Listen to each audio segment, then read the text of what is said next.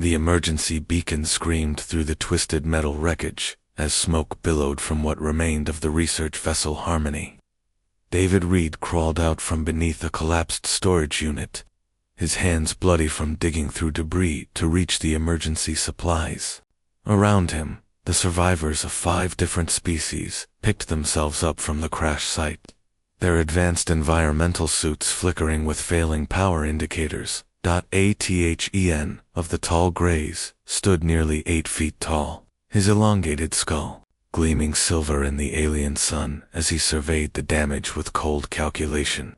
His people had conquered 12 star systems through pure intellectual superiority, and his disgust at being stranded on this backwater planet was evident in every measured movement. Beside him, Bright Crystal's translucent form caught the light like a living prism, her crystalline body humming with barely contained energy as she ran diagnostics on their remaining equipment. Sixwing clicked her mandibles in agitation, her forearms gesturing rapidly as she communicated with the other insectoid survivors through rapid pheromone releases. Her species had evolved beyond individual thought centuries ago, becoming part of a vast collective intelligence that spanned multiple worlds. Being cut off from the hive mind left her feeling naked and vulnerable in ways that physical exposure never could. Flowing thought manifested as a shimmering cloud of conscious energy, its form constantly shifting between states of matter as it assessed their situation. The ethereals had transcended physical forms so completely that maintaining even this basic appearance required constant concentration. Swift currents, aquatic form glistened in a portable environment tank, her gill slits fluttering with anxiety as she realized how far they were from any substantial body of water. David finished inventorying the scattered supply crates, noting, grimly, that most of their long-term provisions had been destroyed in the crash. The agricultural samples he had been transporting to the research station were intact, along with his basic soil analysis equipment, but he doubted the others would consider such primitive tools worth preserving. Our priority must be establishing a secure perimeter and activating the emergency shelters, Athen announced, his mental voice projecting directly into the minds of the assembled survivors. I will coordinate rescue beacon transmission while the rest of you salvage what technology remains functional. The aliens moved with practiced efficiency, their advanced suits providing protection from the planet's atmosphere while they erected a series of gleaming metallic structures. Force field generators hummed to life, creating a sterile bubble of processed air around their camp. Atmospheric processors began filtering the local gases, ensuring that their refined sensibilities would not be contaminated by the raw planetary environment. David watched them work, noting how carefully they avoided direct contact with the soil beneath their feet. Even through their protective suits, they seemed to recoil from the very idea of touching the planet's surface. When he approached with a soil sample for analysis, suggesting they might need to understand the local environment for extended survival, Athene's response was swift and dismissive. We are not colonists, primitive. This is a temporary inconvenience that will be resolved once our rescue vessels locate our beacon. Your obsession with dirt and growing things is exactly what separates evolved beings from those still bound to planetary surfaces. The other aliens nodded in agreement, their body language conveying a mixture of pity and disgust at David's suggestion. Bright Crystal's form shifted to a cooler blue spectrum as she added her own observations. My people achieved interstellar travel by learning to synthesize all necessary nutrients from pure energy conversion. The idea of contaminating oneself with decomposed organic matter is not merely primitive, it is actively regressive. Sixwing's mandibles clicked, and what David had learned was the insectoid equivalent of laughter. The hive queens eliminated agriculture from our worlds 8,000 cycles ago. Food synthesis allows for perfect nutritional control without the chaos and unpredictability of biological systems. Only the most backward species still engage in such practices. David bit back his response, recognizing the futility of arguing with beings who considered themselves the pinnacle of evolution. Instead, he focused on setting up his own small area at the edge of their sterile camp, carefully placing his equipment and supplies in the narrow space they had grudgingly allocated to him. The first few days passed in relative comfort as their synthesizers produced adequate nutrition and their force fields maintained a controlled environment. The aliens organized themselves into a strict hierarchy based on their perceived evolutionary advancement, with David firmly positioned at the bottom of their social structure. He was assigned the most menial tasks, cleaning their equipment and maintaining their waste disposal systems, while they worked on more sophisticated problems like long-range communication and shelter optimization. But David noticed things the others missed in their determined isolation from the planet around them. The soil here was rich with minerals and organic compounds that suggested a thriving ecosystem. Native plants grew in abundance just beyond their force field perimeter, their robust growth indicating excellent growing conditions. When he attempted to point out these observations, suggesting they might prove useful if their rescue was delayed, the response was uniformly negative. "Your primitive instincts are showing again." Flowing thought communicated through fluctuations in electromagnetic frequency. "We have evolved beyond the need for such crude resource exploitation.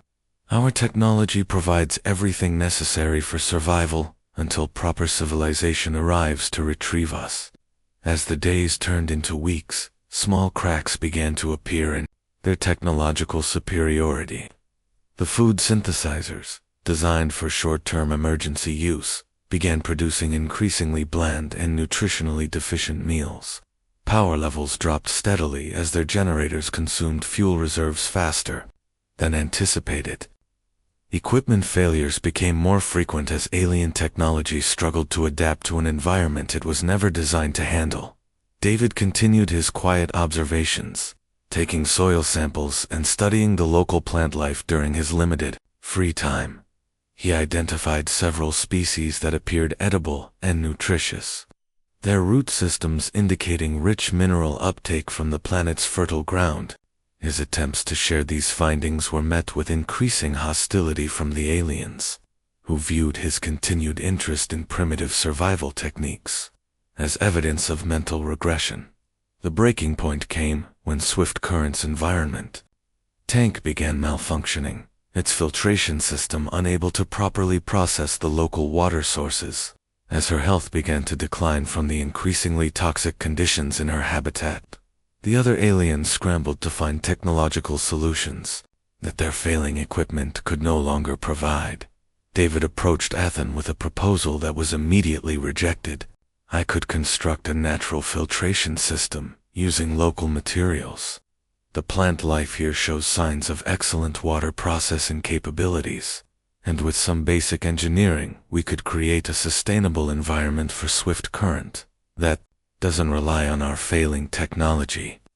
"Absolutely not." Athane's mental voice carried overtones of revulsion. "We will not subject her to contamination from this primitive environment. Our rescue vessels will arrive before such desperate measures become necessary." But as David watched Swift Current's condition worsen and saw the growing concern in the aliens' carefully controlled expressions, he realized that their technological pride might prove deadlier than any environmental hazard the planet could offer. 3 weeks had passed since the crash, and the pristine camp that once gleamed with alien technology now showed signs of deterioration that no amount of advanced engineering could disguise. David knelt in the small corner he had claimed for himself, carefully examining a native root vegetable through a basic magnifying lens, while the aliens held their daily status. Meeting in the center of their failing paradise, Athane's tall form dominated the circle of survivors, his silver skin now showing faint stress patterns that David had learned indicated deep concern among his species. The tall gray leader's mental voice carried new undertones of frustration as he addressed the group. "Power reserves have dropped to 37% efficiency. Food synthesis quality has declined by another 12% since yesterday's measurements. Our rescue beacon continues transmitting, but we must assume that location and retrieval efforts may require additional time. Bright Crystal's crystalline form had dulled considerably. Her usual brilliant luminescence reduced to a faint glow that barely illuminated her immediate surroundings. My analysis indicates that our current resource consumption rate will exhaust all primary systems within 42 local days.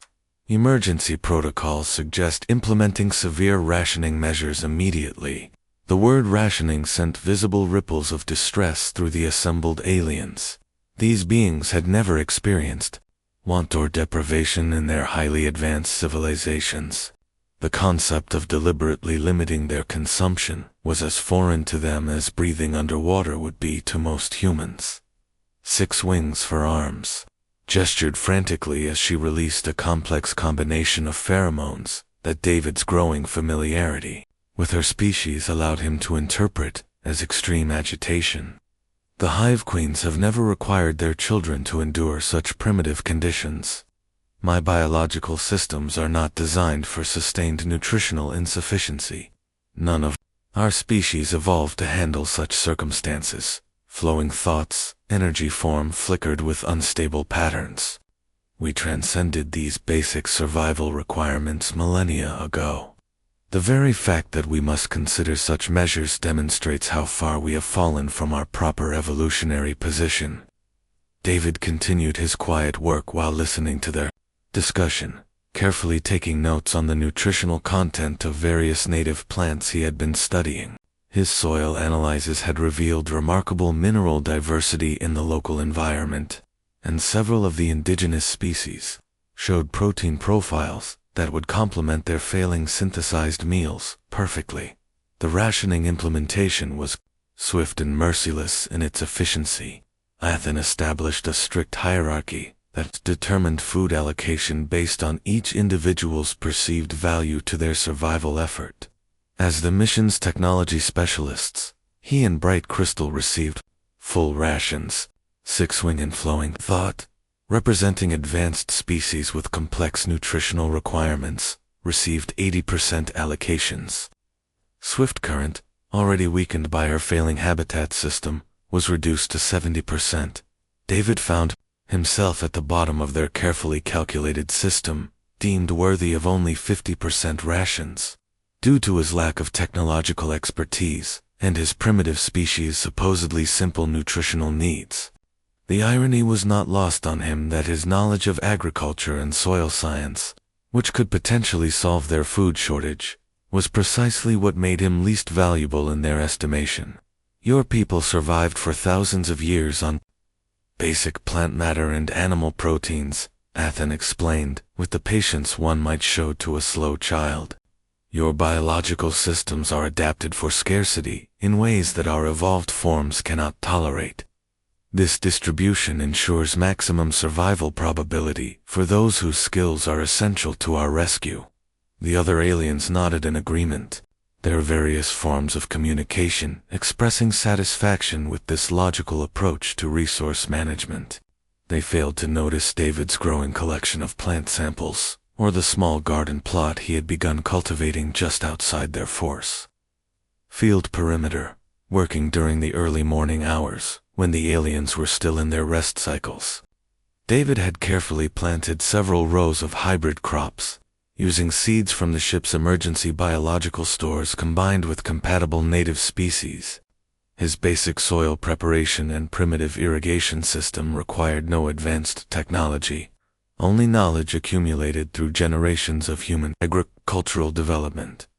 The aliens' disgust with his activities had actually worked in his favor, creating a blind spot in their otherwise comprehensive surveillance of the camp. They literally could not bring themselves to look directly at his primitive dirt grubbing for extended periods, treating his corner of their facility like a contamination zone to be avoided whenever possible. Swift Current's condition continued to deteriorate as her habitat tank's filtration system struggled with increasingly toxic buildup. The young depth dweller had grown listless and pale, her gill slits fluttering weakly as she struggled to extract oxygen from water that grew more poisonous each day. David had quietly approached her tank several times, noting that her symptoms closely resembled those of aquatic creatures suffering from nutritional deficiencies in polluted environments. I could help her, he had told Athen during one of their resource allocation meetings. The native plants here show excellent filtration properties, and I could construct a biological cleaning system that would restore her water quality without requiring power from our failing generators. Your obsession with these primitive solutions is becoming concerning, Athen had replied coldly. Swift Current's habitat represents thousands of years of technological refinement. The suggestion that it could be improved by adding random plant matter from an unknown planetary ecosystem demonstrates your fundamental misunderstanding of proper scientific methodology. But David noticed things the others missed in their determination to maintain technological superiority. Sixwing had begun exhibiting stress behaviors that her species typically showed when separated from proper nutrition sources. Her mandibles clicked constantly now, and her pheromone releases had become erratic and confused. Bright Crystal's luminescence continued to dim, suggesting that her energy-based physiology was struggling to maintain coherence on their increasingly poor synthetic nutrition. Even flowing thought showed signs of strain.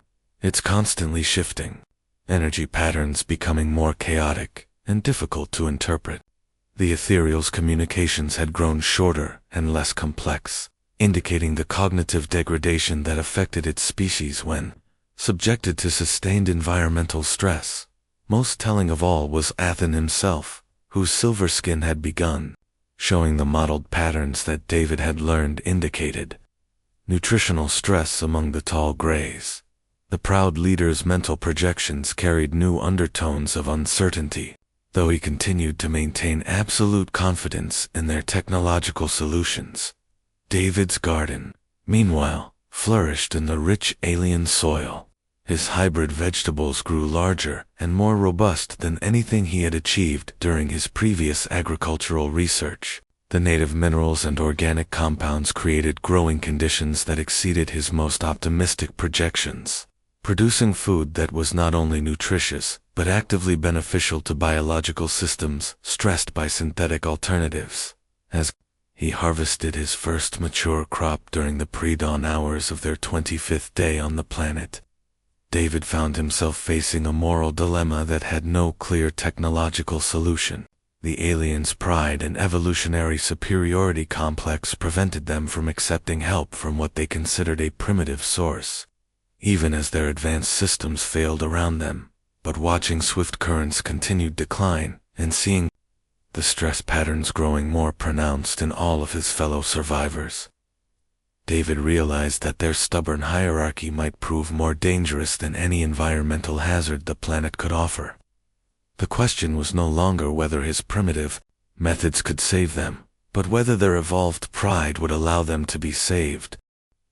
The morning of their 32nd day on the planet brought a crisis that shattered the aliens' carefully maintained technological facade. Swiftcurrent floated motionless in her habitat tank, her gill slits barely moving as toxins from the failing filtration system slowly poisoned her aquatic environment. The young depth dweller's normally vibrant blue-green skin had faded to a sickly gray, and her responses to external stimuli had become dangerously sluggish. David stood at the edge of the sterile camp, his arms full of freshly harvested vegetables from his hidden garden, watching as the aliens frantically worked to repair systems that were failing faster than their technology could compensate. Bright Crystal's dim form flickered over diagnostic equipment that showed nothing but cascading system errors, while Athane's mental projections carried overtones of barely controlled panic.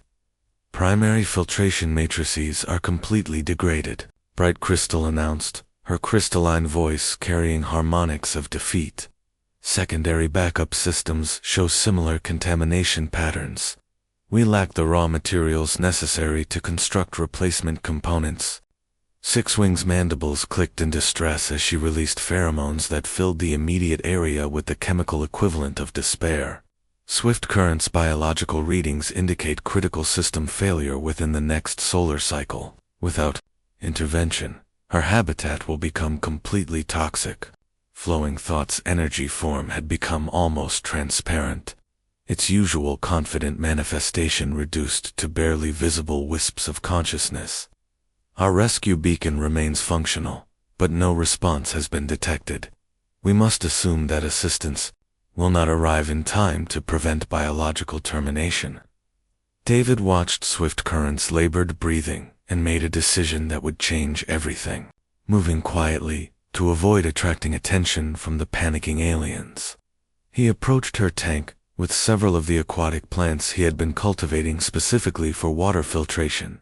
These native species had evolved to process the planet's mineral-rich groundwater, their root systems designed to extract toxins while releasing beneficial nutrients. Working quickly, he began installing a primitive but effective biological filtration system around Swift Current's habitat. The plant's roots extended into her water supply through carefully drilled access ports, their natural processing capabilities immediately beginning to neutralize the accumulated poisons that their failing technology could no longer handle. "What are you doing to her habitat?" Athene's mental voice carried sharp overtones of alarm as he noticed David's activities. "Remove those contaminated biological specimens immediately. You are introducing unknown pathogens into a precisely calibrated environment." "The environment is already failing," David replied calmly, continuing his work despite Athene's growing agitation. "These plants will clean her water naturally. Look at her readings in 6 hours and tell me if you still think this is contamination." The other aliens gathered around Swift Current's tank, their various forms of communication expressing horror at seeing primitive plant matter actually touching their advanced technology. To them, David's actions represented the ultimate degradation of their evolutionary achievements, reducing sophisticated engineering to the level of basic biological processes. But within hours, the results became impossible to ignore. Swift Current's gill slits resumed their normal rhythm as the plant roots extracted toxins from her water faster than her failing mechanical systems had ever managed. Her skin color began returning to its healthy blue-green hue, and her responses to stimuli showed marked improvement. Six-Wing was the first to crack under the strain of their deteriorating situation. 36 days of declining nutrition had triggered biological responses in her species that overrode their cultural conditioning. When David quietly offered her some of his freshly harvested vegetables during the night shift, her mandibles trembled with hunger that overcame evolutionary pride. "These plants contain proteins that are not available in our synthesized rations," David explained as Six-Wing consumed the native vegetables with desperate efficiency. "Your species evolved from agricultural roots before joining the collective. Your individual biology still remembers what proper nutrition feels like." The improvement in Six-Wing's condition was dramatic and immediate. Her stress pheromones shifted from despair to cautious hope, and her mandible clicking resumed normal patterns for the first time since the crash. Her forearms moved with renewed strength as her biological systems responded to nutrients they had been craving without her conscious understanding. Word of Six-Wing's recovery spread through the camps. Lower-ranking survivors and the careful, whispered communications of beings who had learned to fear their superiors' reactions. The maintenance technicians, medical assistants, and support staff who had been suffering most under the strict rationing system began approaching David during their rest periods, seeking help that their advanced civilization could not provide. David found himself running an underground agricultural operation, teaching basic plant cultivation to beings whose species had abandoned such knowledge centuries ago. He showed them how to identify nutritious native plants, how to prepare soil for optimal growth, and how to create sustainable food production systems using nothing more than knowledge and careful observation. "Your people once understood these principles," he told a group of junior technicians from various species as they worked together in his expanding garden during the pre-dawn hours. "Technology didn't replace this knowledge, It just made you forget how essential it is. Bright curiosity eventually overcame her cultural conditioning. Her crystalline form could analyze mineral compositions with precision that exceeded any technological scanner, and she began providing detailed soil assessments that improved David's cultivation efforts dramatically, though she maintained that she was only conducting scientific analysis rather than participating in primitive agriculture. Her involvement marked the first crack in the aliens' unified rejection of biological solutions. "These mineral concentrations are remarkably sophisticated," she admitted during one of their clandestine meetings. "The native ecosystem has achieved a level of chemical balance that our synthesizers cannot replicate." From a purely analytical perspective, biological cultivation appears to be a more efficient resource processing system than our technological alternatives. The garden expanded as more aliens contributed their natural abilities to the growing operation. Six-winged species. Instincts for organized cultivation proved invaluable for large-scale planting, while swift currents improving health allowed her to identify water sources and irrigation opportunities that enhanced their growing capacity.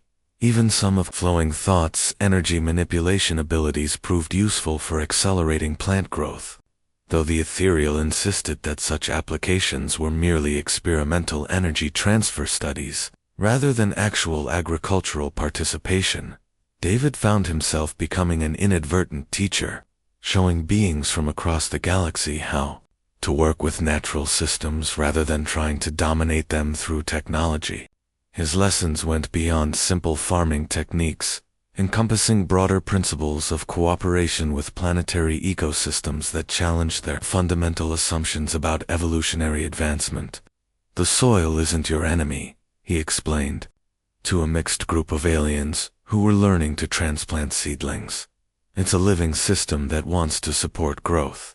Your job isn't to control it, but to understand it well enough to work with its natural processes." As their secret agricultural operation flourished, the contrast with the failing technological camp became impossible to ignore. The aliens working with David showed improved health and energy levels that made their refusal to acknowledge biological solutions increasingly difficult to maintain. But Athen and the leadership hierarchy remained firmly committed to their technological superiority, even as their advanced systems continued failing around them. The growing divide between those willing to embrace primitive solutions and those clinging to evolutionary pride was creating tensions that threatened to tear their small community apart, just as they were discovering the keys to sustainable survival. The 45th day marked the complete failure of their primary food synthesis systems, leaving the aliens with emergency rations that would last perhaps another week. David stood in the center of what had once been their sterile technological paradise, now surrounded by thriving garden plots that stretched far beyond the failing force field perimeter. The transformation had been gradual, but undeniable, as more aliens abandoned their evolutionary pride in favor of survival, and maintained his rigid hierarchy even as the evidence of its failure grew around him. The tall gray leader's silver skin showed deep stress patterns that indicated severe nutritional deficiency, yet he continued to reject any suggestion that primitive biological solutions might be superior to their advanced technology. "Rescue vessels are en route," he announced during their morning briefing, his mental voice carrying overtones that even David could recognize as desperate hope rather than confident knowledge. "Our beacon continues, transmitting on all priority frequencies. Maintaining technological integrity until retrieval remains our primary objective." But the aliens who had been secretly working with David knew better. They had discovered capabilities within themselves that centuries of technological dependence had suppressed. Six-Wing had become an expert at organizing large-scale cultivation efforts, her species' natural hive instincts adapting perfectly to agricultural coordination. Her forearms moved with practiced efficiency as she directed planting operations that fed nearly half the camp. "I remember stories from the deep archives," she confided to David as they worked together transplanting seedlings into newly prepared soil. Before the Great Collective formed, my people were master cultivators. We grew floating gardens in the void between stars, creating ecosystems that sustained entire fleets during long migrations. The queens declared such knowledge obsolete when we achieved full technological synthesis. Bright Crystal had become David's most valuable partner in soil analysis and mineral optimization. Her crystalline form could detect trace elements and chemical imbalances with precision that no scanner could match, allowing them to create growing conditions that exceeded even David's agricultural expertise. My people dismissed biological systems as chaotic and unpredictable, she explained as her luminescent form analyzed a particularly productive section of their garden. But the chemical complexity here surpasses anything our synthesizers ever achieved. These plants are conducting millions of simultaneous reactions that create nutritional profiles our technology cannot replicate. Swift Current had recovered completely from her near-fatal poisoning. Her habitat now sustained entirely by the biological filtration system David had constructed. The young depth dweller had become an expert at identifying water sources and managing irrigation systems that nourished their expanding agricultural operation. The depth queens taught us that water is the foundation of all life. She bubbled through her tank's communication system as she directed stream channeling that brought fresh mineral-rich water to their crops. But they also taught us that artificial environments are superior to natural ones. I think they were only half right. Even Flowing Thought had abandoned its insistence that energy manipulation was merely experimental research. The ethereal's abilities to accelerate plant growth and optimize photosynthesis had become essential to their food production capabilities. Its energy form danced through the garden plots like living sunlight, nurturing crops that grew larger and more nutritious than anything possible through conventional agriculture. We ethereals believed that transcending physical form represented the ultimate evolution. It communicated through controlled electromagnetic fluctuations that made the plants around it shimmer with enhanced vitality. But disconnecting from biological systems also disconnected us from the fundamental forces that sustain all life. These plants remind us of energies we had forgotten we possessed. The transformation of their camp reflected a deeper change in the aliens' understanding of their place in the natural order. What had begun as a sterile technological outpost had evolved into a thriving ecological community where beings from multiple species worked together using their natural abilities, rather than fighting against planetary systems they deemed primitive. David found himself becoming not just a teacher but a coordinator who helped each species rediscover capabilities that their technological advancement had caused them to abandon. He showed Sixwing how her natural organizational instincts could manage complex growing cycles, taught Bright Crystal to use her analytical abilities for soil optimization, and helped Swift Current apply her water management knowledge to irrigation systems that surpassed anything mechanical engineering could provide. The contrast between the thriving biological community and the failing technological systems became impossible for even Athen to ignore. The aliens who had embraced agricultural solutions showed obvious improvements in health, energy, and morale, while those clinging to synthetic nutrition continued to deteriorate. The breaking point came when their emergency rations finally expired. Faced with the choice between starvation and accepting help from David's garden, even some of the most technologically proud aliens began quietly approaching the agricultural areas during off-duty hours. This is temporary adaptation to emergency circumstances, one of Athene's senior technicians explained as he learned to harvest vegetables under 6 wings. Patient instruction. Once rescue arrives, we will resume proper technological nutrition. This primitive phase represents survival necessity, not evolutionary regression.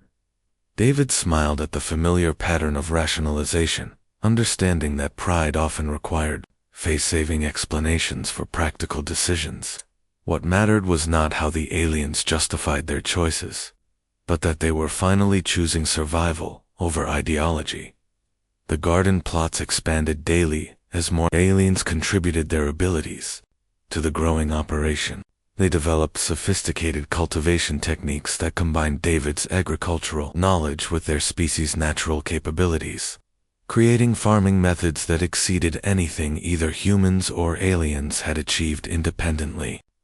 Mineral analysis allowed them to create specialized growing areas optimized for different nutritional requirements. Six-Wing's organizational abilities enabled large-scale coordination of planting, maintenance, and harvesting cycles. Swiftcurrent's water management supported irrigation systems that maximized growing efficiency while minimizing resource waste. Flowing Thought's energy manipulation accelerated growth cycles and enhanced nutritional content in ways that bordered on miraculous. Together, they were developing agricultural techniques that represented genuine advancement rather than primitive regression, combining biological wisdom with the natural abilities that each species possessed. We are not becoming less evolved, David explained to a gathering of aliens who had finally abandoned their technological prejudices. We are becoming more complete. True advancement includes understanding how to work with natural systems, not just how to replace them. But Athen and a small core of technological purists remained isolated in their failing, sterile environment, watching their equipment deteriorate while stubbornly refusing to acknowledge that primitive solutions might be superior to advanced technology. The growing divide between the thriving agricultural community and the dying technological holdouts was creating a tension that would soon force a final confrontation between evolutionary pride and practical survival. 8 months after the crash, the rescue fleet finally arrived to find something unprecedented in the galaxy's recorded history. Instead of desperate survivors huddled around failing technology, they discovered a thriving interspecies agricultural community that had transformed a crash site into a flourishing settlement. David stood in the center of terraced garden plots that stretched to the horizon, surrounded by aliens from 5 different species who had learned to work together in ways their civilizations had never imagined possible. The rescue ships descended through atmosphere thick with the scents of growing things, their sensors detecting energy signatures and biological activity that defied every expectation of what they would find.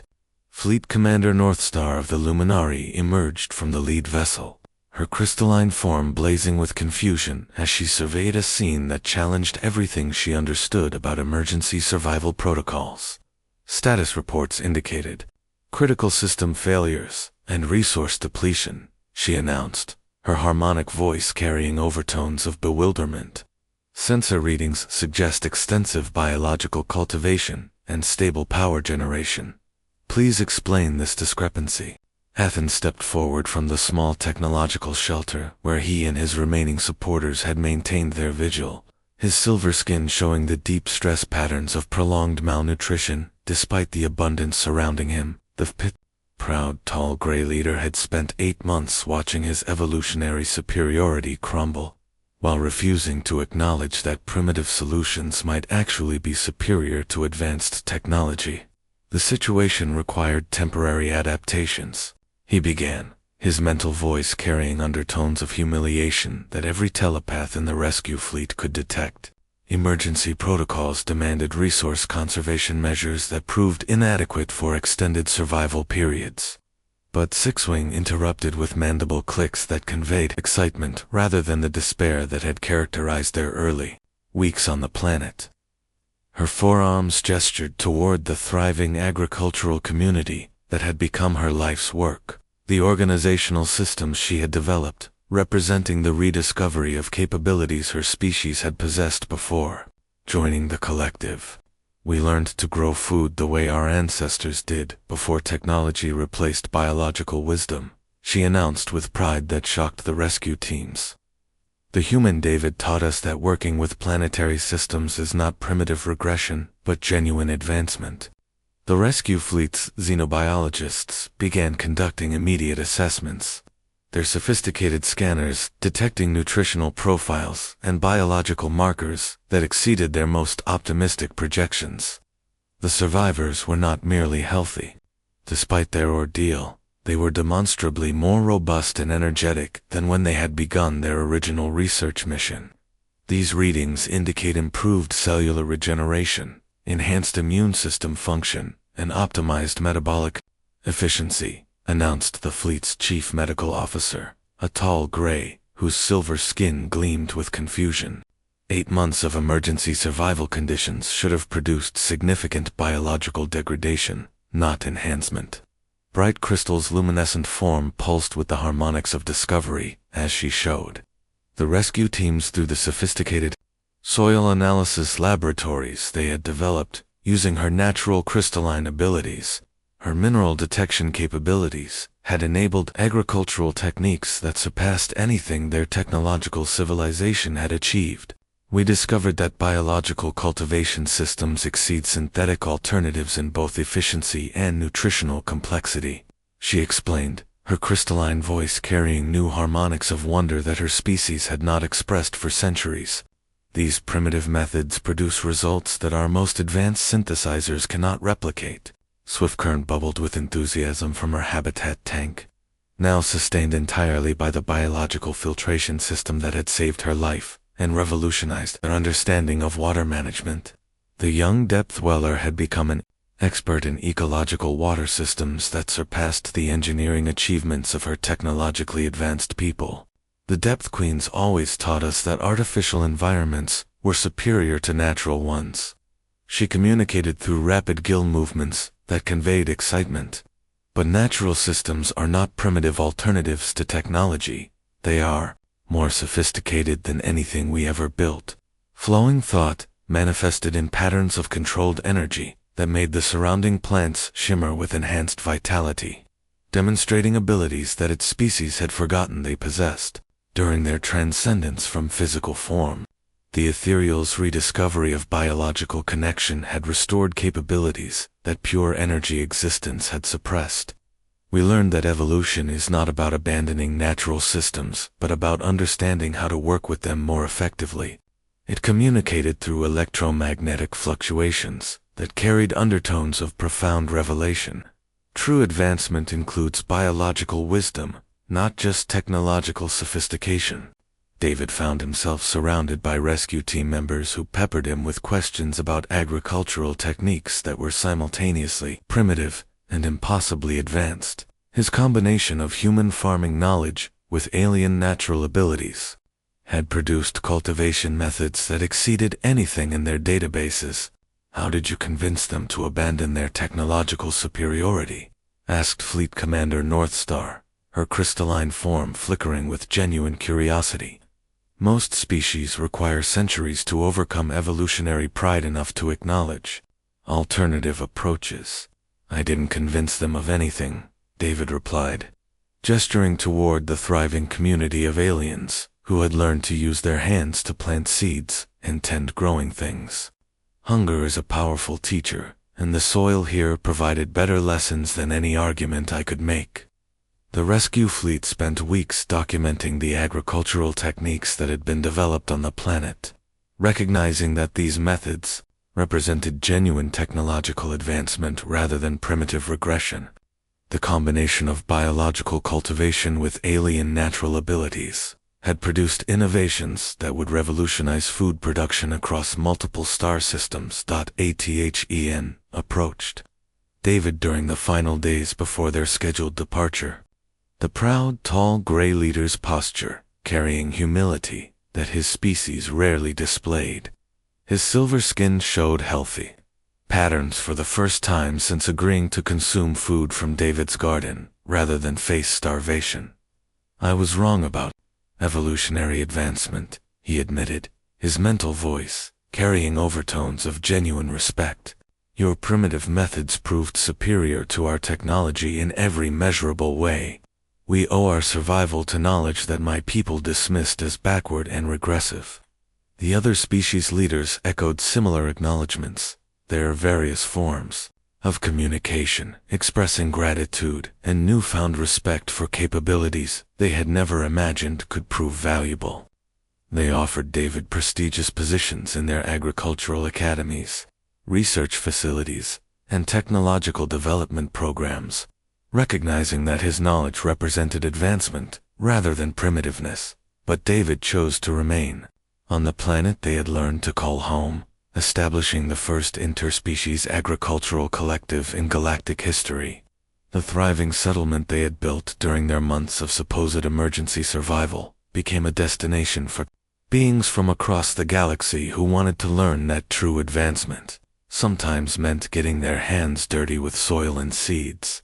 We proved that evolution is not about abandoning the natural world, but about learning to work with it more effectively, David explained during the dedication ceremony for their permanent settlement.